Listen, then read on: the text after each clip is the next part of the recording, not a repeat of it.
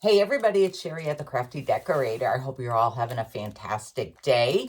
I am here to show you something beautiful you can create with these wire mesh baskets from Dollar Tree and a candlestick from Dollar Tree. It doesn't matter if you get white or if you get black because you're going to spray paint them.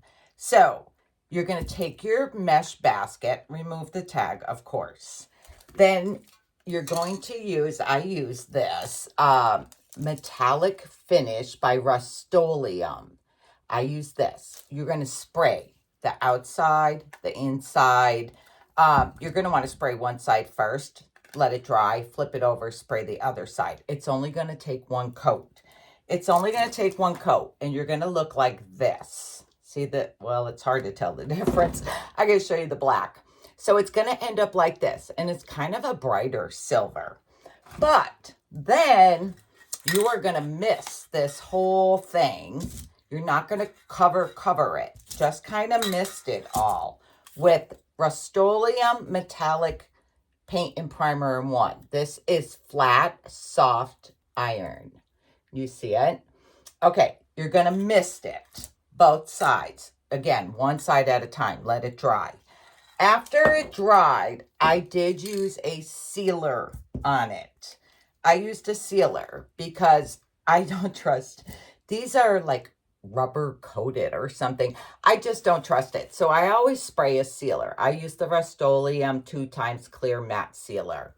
Spray it twice, like inside, outside. Spray it. Okay, you are going to end up, let's see where my basket is. Okay, you're going to end up with like this. It's kind of metally looking, I want to say. It kind of looks like an iron metal. Okay, you're going to end up with that. I did 2 of them. I did 2. I'm going to show you what you're going to end up making. You're going to need a ribbon also. And I need to find where I just put my ribbon. I have it cut, but okay, you're going to end up with this. Guys, how beautiful is this? This is one I put on a candlestick from Dollar Tree. This one I left like this, and I put a candle in it in greens.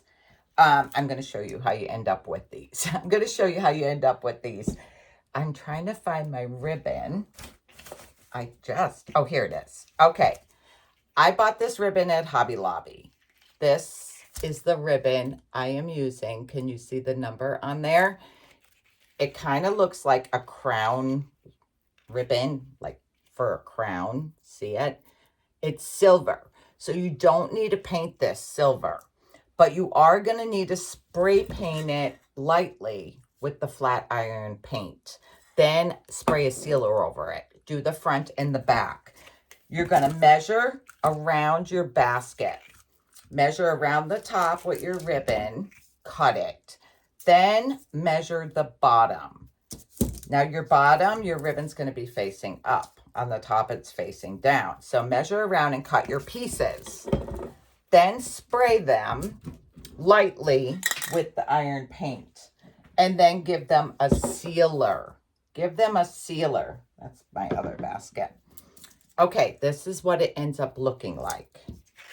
So see, can you tell the difference? Okay, I have my 2 pieces. What you're going to want to do, let me see which one's my bottom and which one's my top, because the top is longer. Okay, we're just going to hot glue it on. We're going to hot glue it on. Let me get my glue gun.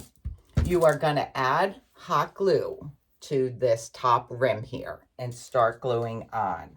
Now pick okay, see how you can kind of see this overlap here of the screening? So I'm going to use that as my back of my basket. So I'm going to start my hot glue there. So my seam will be in the back. So just add hot glue to the outer rim and then start gluing your ribbon on. You are going to glue your ribbon to this little top part up there. So like this. And you're just going to work your way around. Now, when I cut my ribbon, I cut it just a tiny bit longer, like maybe one of those little peaks of the ribbon, one of these little peaks longer, because I'm always afraid I'm going to cut it short, or I kind of like it to overlap just a little bit. So, I mean, that's up to you, but I'd rather have a little too much than not enough. So you just keep gluing around.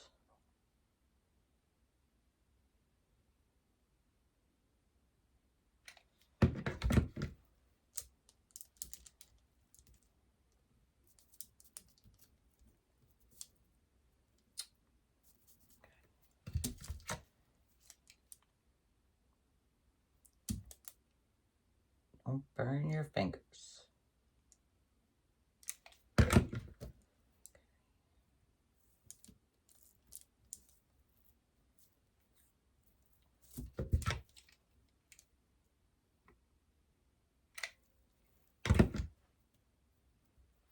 Okay, you're going to come right to the end where you were, where you started, and I overlap just a tiny bit. So I glue the rest on first. I go right on top of that piece I started.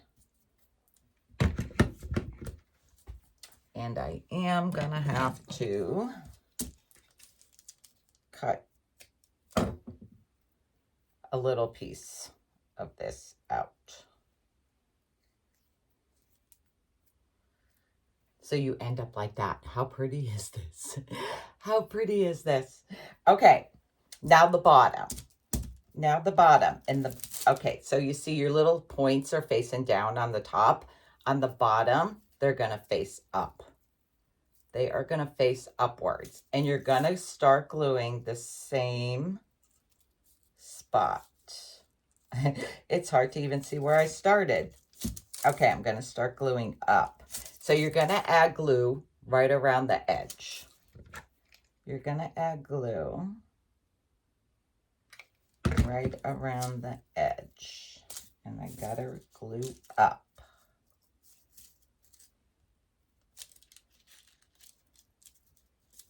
So it's going to look just like that. And you're going to work your way around.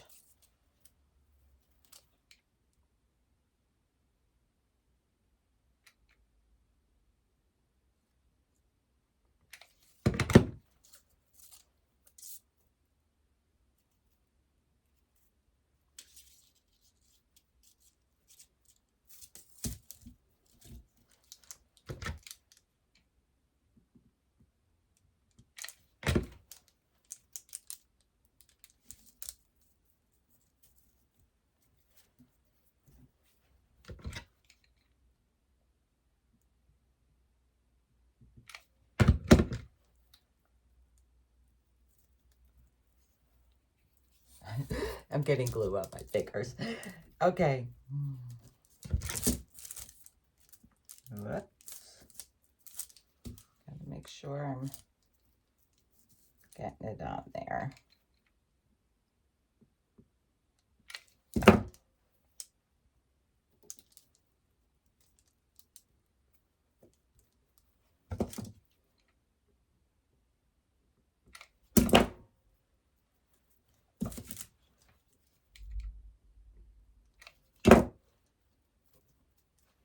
Okay. There it is. Finished. Finished. Okay. I didn't like the bottom just being screen because I need to add moss in there. So take a piece of plain cardboard. You're from your recycling bin. And you need to trace around. Trace around. I did have one of these ready, and I forgot to bring it upstairs. Okay. Then you're going to want to cut it out. Just cut it out. It's just so everything doesn't fall through your mesh. And I am going to say, cut it inside your trace line because it's going to need to be a little smaller than the outside.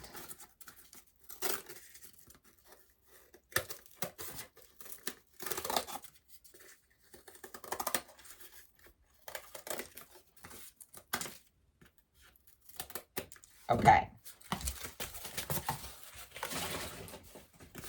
Now, double check, see if it fits. See if you need to trim any off. Okay, fits.